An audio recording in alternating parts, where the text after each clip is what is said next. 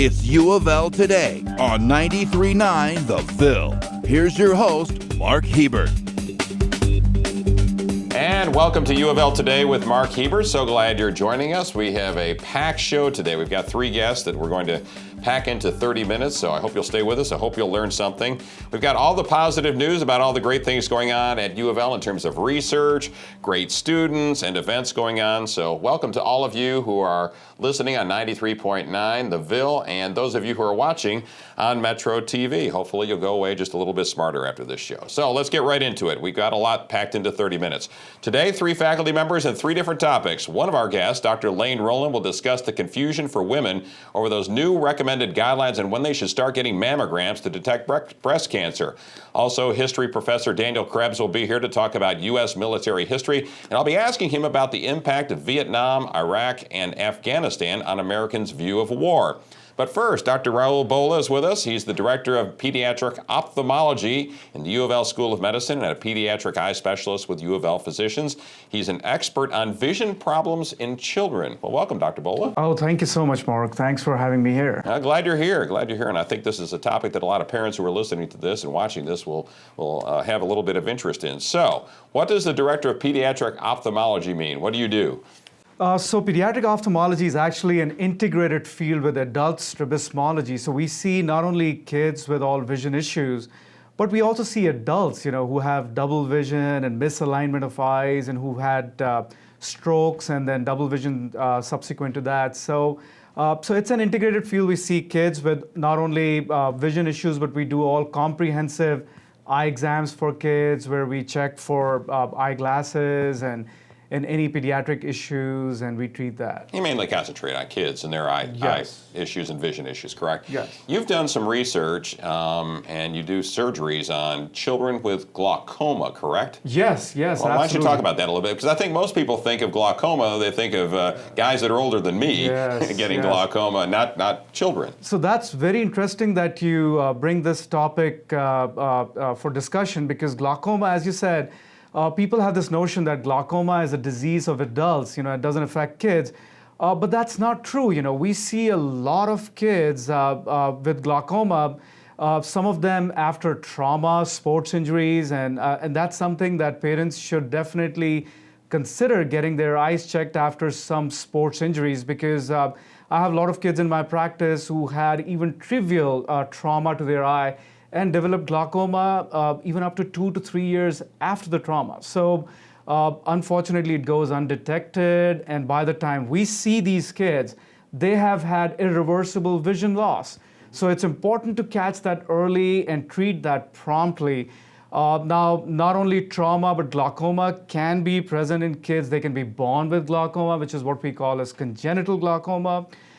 There are kids who can have developmental glaucoma or juvenile glaucoma, which is something which I see a lot in Kentucky, especially in the African American population. There's a gene which is quite prevalent in the African American population here in Kentucky, which these kids actually start having glaucoma in their teen years. Really?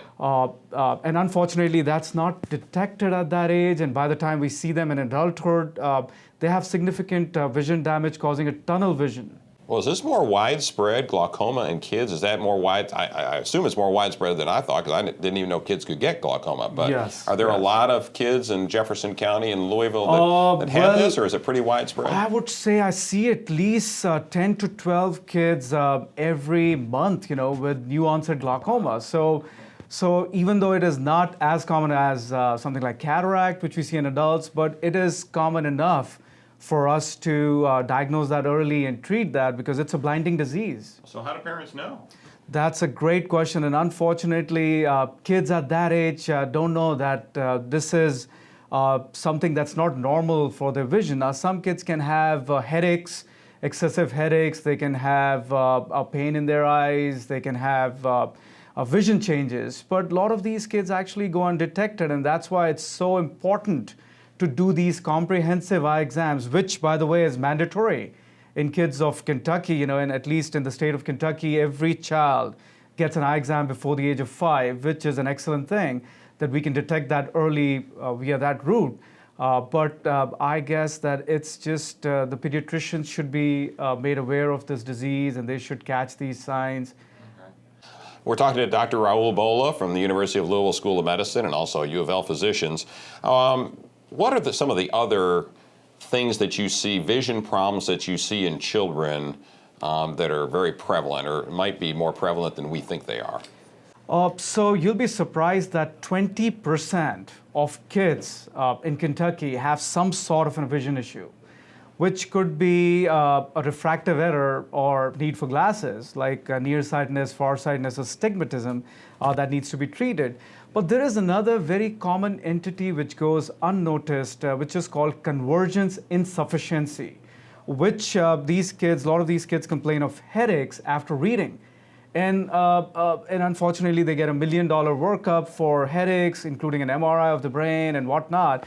But in actuality, it's just the muscles of their eye which are weak. And when they read, they have to exert a lot in order to read. And prolonged hours of reading can cause headaches. So this is something which can be easily picked up and very easily treated, even with home exercises. To strengthen those muscles of the eyes, and so it's important to again diagnose that. But so you got to get your kid. You got to get your kid to an ophthalmologist. Absolutely, especially with headaches and those kind of things. You should start with an eye exam before you do $1 million workup. So I got you. You also talked a little bit about smart devices. I mean, a lot of parents are worried if their kids sit in front of a computer all day or watching TV all day. Can that affect their vision? Yes, it can, and you'll be very surprised that there has been an exponential increase in the incidence of nearsightedness in the Americans in general. And one of the important reasons for that is prolonged usage of smart devices. So what happens is that when kids are using these devices for a long period of time, it exerts an excessive pressure on their near focusing mechanism. And when that happens, that causes increase of the growth of the eyeball, because they are using these muscles on an excessive basis. And what that translates into is nearsightedness, which is myopia. And so that's why we are seeing. So my rule, and I always educate that to the family, is what we call as a 20-20 rule, that after every 20 minutes of usage of these devices, you should have a 20-second break. You should just relax for 20 seconds. Just take your eyes away from the near targets. Maybe look in the distance, just close your eyes, and that should be something which should be used as a generalized notion, for kids who do a lot of reading and use these smart devices, because we want to relax their eyes. How old are we talking about that this 20-20 rule should be implemented by parents? As soon as the kids are starting to read. Really? And okay. yeah, so the American Academy of Pediatrics has come up with this rule that entertainment-related media should be restricted to 2 hours at the most in a day. Which I agree with, but the only problem is that these days a lot of educational things are happening on smart devices, and we are using these smart boards in schools. So I think the most important thing is to make sure that you're not using these on a prolonged basis. You have to get these breaks in between, and that's vital. All right, so what's the most important advice as we get ready to wrap up here? What's the most important advice that you would give to parents, other than they have to get this eye test before their kids are, 5, I think? Right. Other than that, what other? So as you mentioned, the most important thing is, of course, is to be aware of signs of vision problems, like your child is squinting excessively, standing close to the TV, is complaining of headaches, tilting head towards one side, closing one eye for watching near things, eyes watering quite a bit, have a lazy eye, like eyes drifting outwards, crossing of the eyes. You should definitely seek an eye exam at that point in time from an ophthalmologist. But in general, I think you have to be very careful with these smart devices, as we discussed, that limit their usage. You cannot, I'm not saying that just take them away from the kids, but limit their uses and don't let them use them for prolonged hours. And definitely you can go to our website, UofL4kids.com, for further information. And if you need an appointment for your child to be examined, you can be reached at 502-588-0550. That's our phone number. for getting an appointment. And I would encourage definitely to have a healthy lifestyle. All right, very good. Dr. Raul Bola from UofL School of Medicine. Appreciate it. Thanks for coming on. Thank you so much, Mark. Appreciate All right. that. When we come back, the new confusion over mammograms and breast cancer. You're listening to UofL Today with Mark Hebert on 93.9 The Ville. My name's Natalie. I'm a junior studying communications at the University of Louisville. UofL has given me mentorship opportunities. I'm in the honors program. I've had a lot of opportunities through that. I got involved in Greek life. I'm a Cardinal Ambassador, so I get to show people what I love about our university. And then I'm also on the student orientation staff, so I get to work with the incoming freshmen and calm any of their nerves about college, and just show them my passion for UofL and hopefully transfer that to them. Family is really what it's all about here at UofL. Go Cards! We're back on UofL Today with Mark Hebert. You may have heard the recent news from the American Cancer Society that women should start getting mammograms at age 45, and they used to say it was age 40. Other medical groups have recommended age 50 or 40, so what is a woman to think?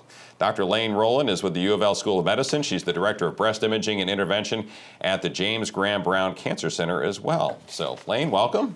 Thank you. Appreciate you being here. Pleasure to be here. All right. This is very confusing, I suspect, for women. That the American Cancer Society came out with these new guidelines and said, all right, you don't have to get a mammogram until you're 45 now, where it used to be 40. So what should they believe? Well, first of all, I think it is very confusing for women, and there's a new website called End the Confusion, which may help some people, so I'd like to refer people to that. And then I think the important thing to note is that the American Cancer Society has always and continues to support annual screening mammography with the option of beginning at 40. They do acknowledge that that provides the most lives saved and most life years saved. So the recommendation says 45, but says that it should be offered age 40 to 44. So it's that just confuses things more, doesn't it? Because what you're telling, what message do you hear as a woman when that is said? Right. So we, along with breast experts and imaging experts, continue to recommend annual screening mammography beginning at age 40 and annually thereafter, because that is the most life years saved. It is not uncommon for different organizations to make different recommendations based on what they value. So if they value lives saved, they say 40. If they value, potentially cost or overdiagnosis, which is grossly overestimated, and we can talk more about that, then they may say 45. But no one argues that the most women are going to be saved. The breast cancers are going to be found smaller before they're palpable when there's less aggressive treatment needed, such as mastectomy and chemotherapy, and they're more likely to be cured beginning at age 40. So what are you telling your patients? 40. 40, you are. And for someone, is it the safer thing to do? It is the safer thing to do. And I think, they talk about average risk women. Well, the woman that gets breast cancer, by default, the majority of time is going to be an average risk woman. Only 1/4 of the time does that woman have any risk factors such as a BRCA1 or 2 mutation, radiation exposure, or family history. So the vast majority of times, your main risk is being a woman and getting older, and we can't do much about that, or it beats the alternative anyway. So if we only screened high-risk women, many women would unnecessarily die of breast cancer. Across the board, there's a 35% reduction in mortality shown by multiple rigorous randomized controlled studies, which are very good studies over the years. How many women in Kentucky are diagnosed with breast cancer each year? Do you know that number? It's nationwide, it's 40,000 die and 230,000 roughly are diagnosed. But you said earlier that there are false positives, a lot of false positives in There are some false positives, certainly, but I think women can feel reassured in that if I read 1,000 mammograms, 80%, 100 people are going to be called back. Of those, 80 are going to just have a follow-up exam or an ultrasound and be cleared.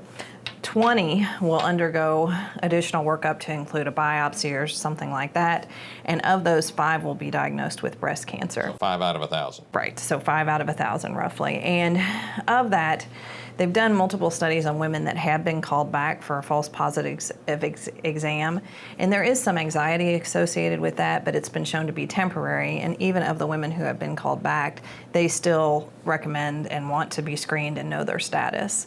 And that anxiety has been shown to dissipate with no long-term effects. So it would be hard to argue that the harm of short-term anxiety with no long-term effects outweighs the benefit of a 35% reduction in mortality from breast cancer. We're talking to Dr. Lane Rowland, who's the Director of Breast Imaging and Intervention at the James Graham Brown Cancer Center.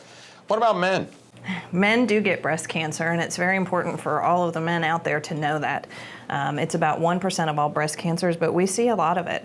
And it is important for men because they don't have breasts. There's no screening guidelines or recommendations, but just like women should be aware and comfortable and know what their breast looks like, men should too. If there's any change in a man, a palpable lump, nipple retraction, nipple discharge, anything that feels weird, unusual, they're just not certain about, come on in, we're happy to screen them and make sure it's nothing. And 1% of all breast cancers are in men? That's correct? Correct. Wow. I had, that doesn't sound like much, but then when you think, a lot of people didn't even think that men could get breast cancer. So do you see a lot of those patients? We do, and they are treated and staged just the same as women, and it is equally important that they don't ignore anything and come in.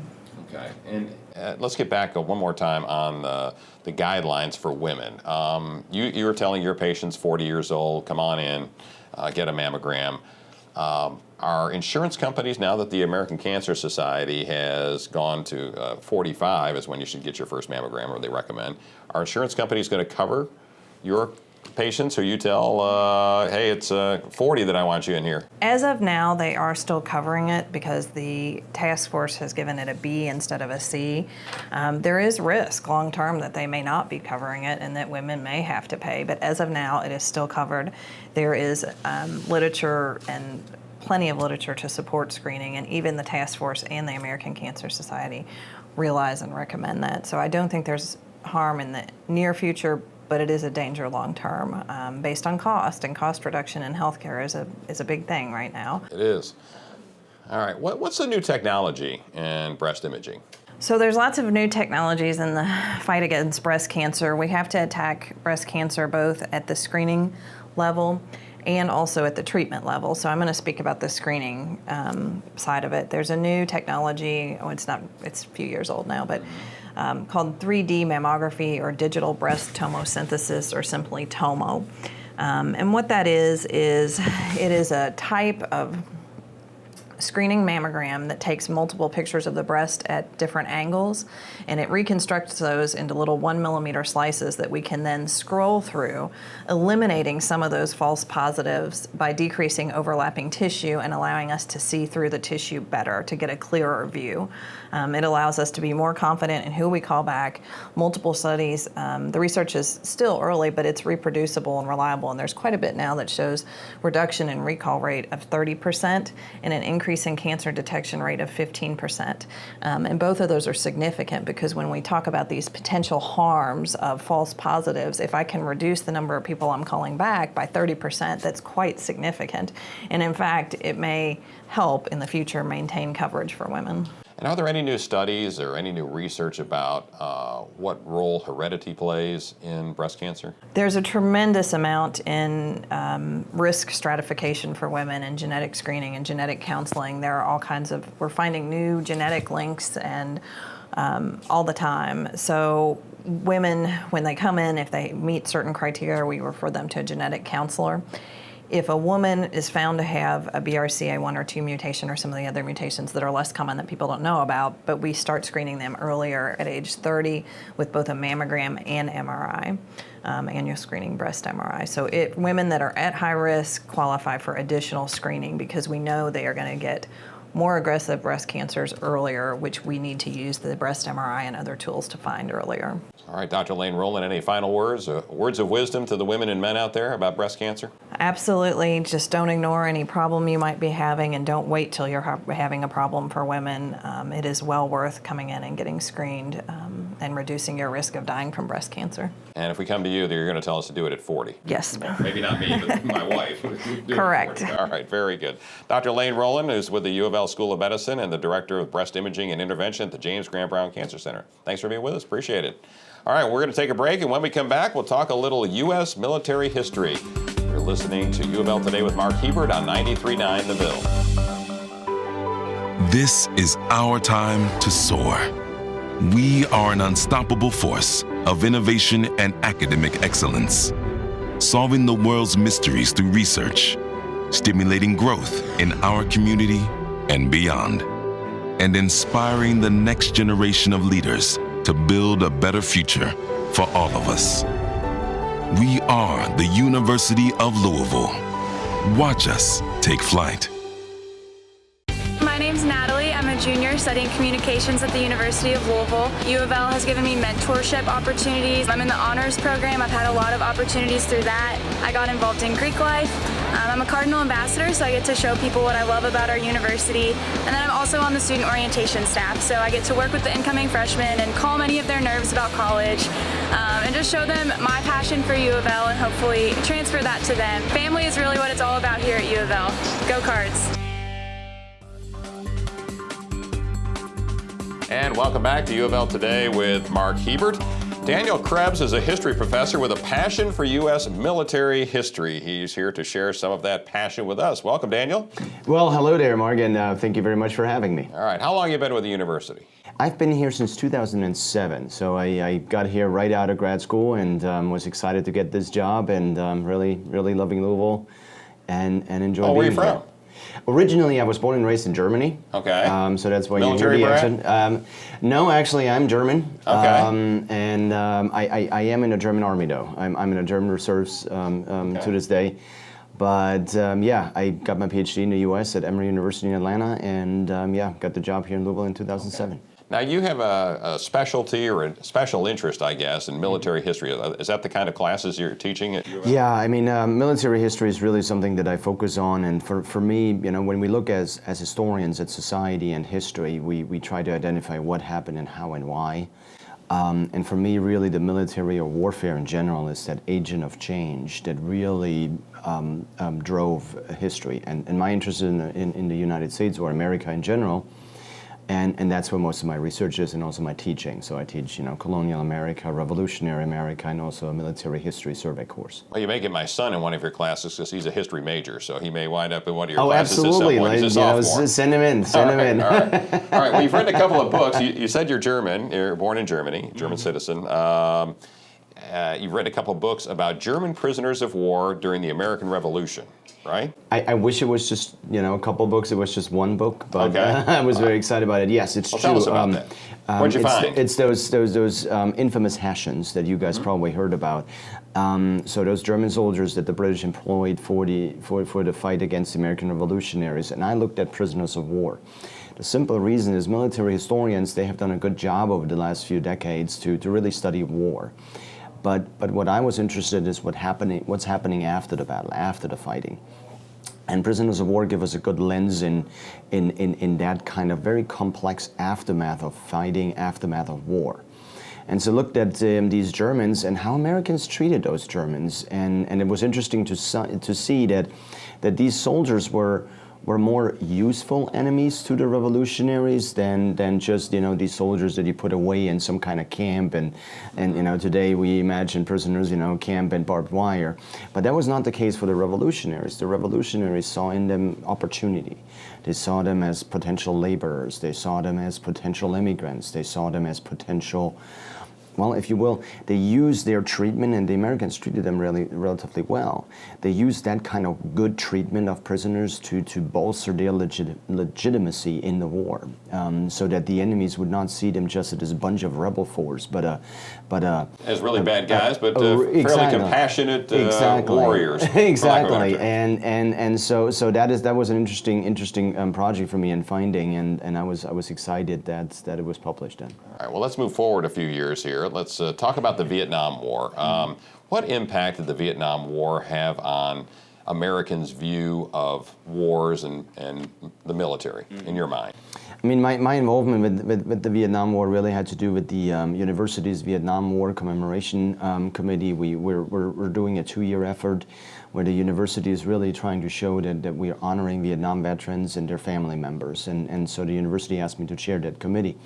And the Vietnam War, what I see here is the Vietnam War is obviously a failed effort by the United States. And we have that defeat, and that was that was tough for the United States, for its society. A rift went through American society because of that war.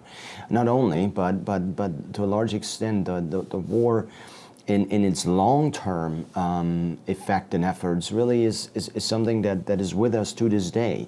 I mean, just recently you saw, the discussion surrounding the service by Senator McCain in Vietnam and the accusations leveled against him. A few years before that, when Senator Kerry, now Secretary Kerry, and his war record was questioned during presidential elections. So the Vietnam War in its long-term effort is still with us.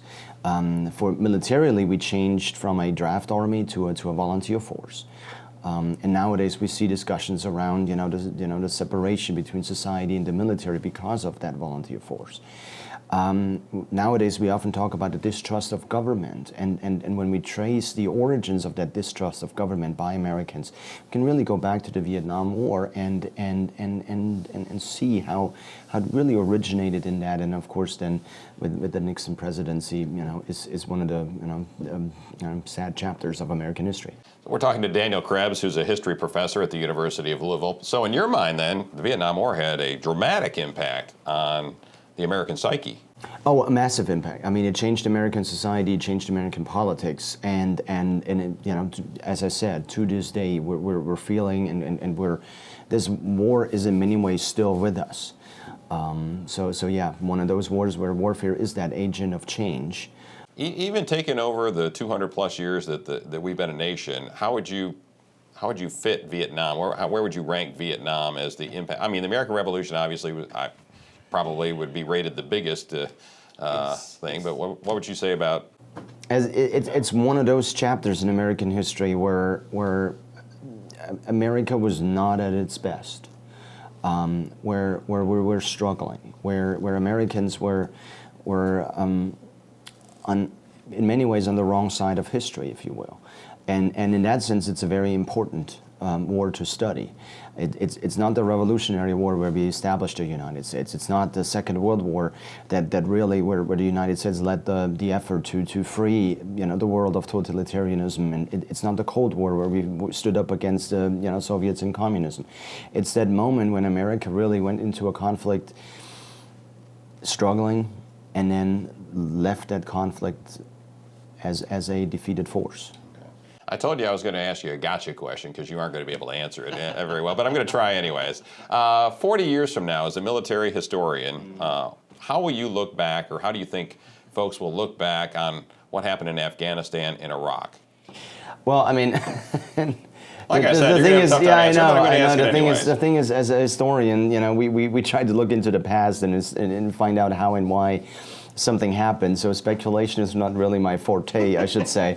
But on the other hand, as a military historian, and what the military historians really try to do is a little bit tease out, some of the lessons of the past, hopefully, avoiding mistakes in the future. And what Iraq and Afghanistan, to me, really showed us is a little bit over the last few years, America maybe has been relying a little bit too much on the military for its foreign policy.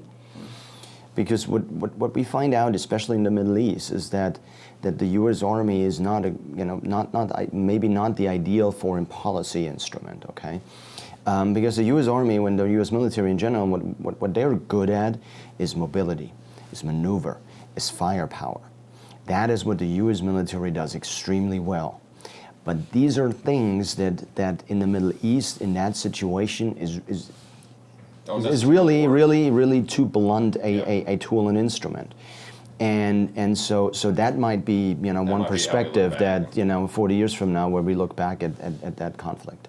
Daniel Krebs, history professor at the University of Louisville. Thanks for being with us. Appreciate it. Appreciate it. Thank you very much. All right. Before you go, did you know? It's always an interesting tidbit about U of L that we try and include in these shows. Right. U of L sports fans will like this one. Okay. Did you know that the U of L cardinal bird is named Louis? A lot of people knew that. and that the bird's first costume was simply a cloth head worn by a U of L cheerleader in 1953. Now, these days, Louis' full-body costume weighs about 50 pounds, and the always-in-demand bird does everything from skydive to keep up his own Twitter account at Louis the Card. So there you go. So I did not know that. You've learned something today. I'm going to say hi to Louis. There you go. All right, thanks for joining us today. You can find the podcast of these U of L Today programs on soundcloud.com/U of L. You've been listening to U of L Today with Mark Hebert on 93.9 The Ville.